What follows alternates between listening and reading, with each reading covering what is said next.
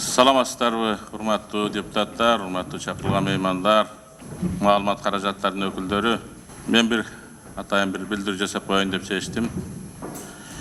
Өзү негизи азыр Байдылданыр Сарногаев деген кыргыздын өтө таланттуу акыны бар. Ошол кишинин бир куплеттеринен баштагым келип турат да. Анын бир мындай саптары бар. Ал мени итсиң деди, итмин дедим.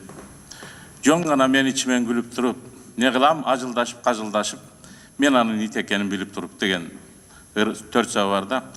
Ошол философияны принцип кылып мен жашап келаттым эле. Көп эле кишилер ырылдашат, көп эле кишилер тийишет. Бирок акыркы 1-2 айдан бери бир жигит чыкты. Анан өтө ашыкча кеткен башында эле, бирок дагы эле ашыкчадан ашыкча кетип баратат. Ошон үчүн мен бир маалымат берип коеюн дедим. Мелис Аспеков деген бар экен, коомдук активистмиш. Мындан 2 ай мурда мага келген. Бир өтө тааныш салып отуруп, жолугайын деп туруп болуптур, тааныштарды көңүлүн кыйбай кабыл алсам, шылтоосу 15-жыл камалган экен. Ошо камалып атканда ошол кездеги ички иштер министри баланча мага айткан, сиз каматкансыз деп айткан.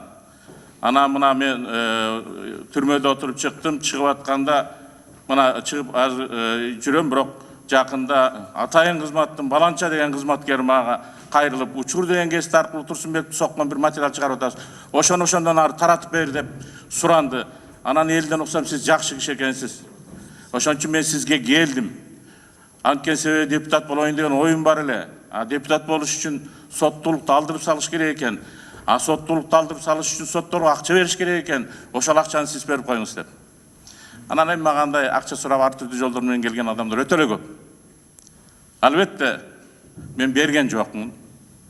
Анан ошол 2 ай мурда башталган нерсеси акырындап отуруп, эми бул шантаждын өтө бир түрү. Ал шантаж апогейине жетип, жакында Facebook баракчасына ошол нерсени андан ары таратууга аракет кылды. Агадан чыккан жокмун. Анан түндө мага балдар кайрылышат. Эми дагы нерсени жазыптыр. Мени коркутуп, анонимдүү телефондор келип атат деп баштаптыр. Анан мен атайын бул жерде мына биздин мамлекеттик күч органдарынын өкүлдөрү отурат. Сотту атын айтып атат. Чечимди сатып алат элем деп. Атайын кызматтын атын айтып атат. Жанагындай депутаттар жөнүндө ушак маалыматтарды таратып бер деп суранып атат деп. Ички иштер министрлеринин мурдакы кийинки аттарын айтып атат. Ошолор мага ушундай маалымат берди эле деп. Анан ошондой болуп аткандан кийин ушул маселени тактап аягына чыгарыш керек. Анткени атайын кызматтар болуп, чындап эле эгер аны бирөөлөр коркутуп атса, аларды тактасын биздин мамлекеттик күч түзүмдөрүнүн өкүлдөрү, мамлекеттик укук коргоо органдарынын өкүлдөрү. Бул эмне болгон адамдар ага чалып коркутуп атты.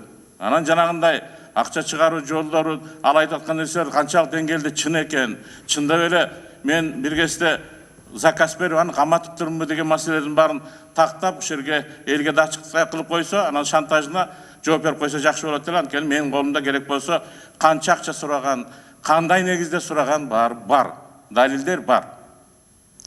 Ошон үчүн мен айтып атам, күч түзүмдөрүнүн өкүлдөрү ушул маселеге көңүл буруп койсун. Болбосо өтө аша чаап, андан аша чаап баратат. Эртең күнү бармагын сындырып алса дагы, же атайлап алып сындырып алса дагы мени жаманат кылганга даяр экенин көрүп атам да. Ошону билдирип коеюн дедим атайын. Ушул жер аркылуу кайрылуу жасап коеюн дедим да.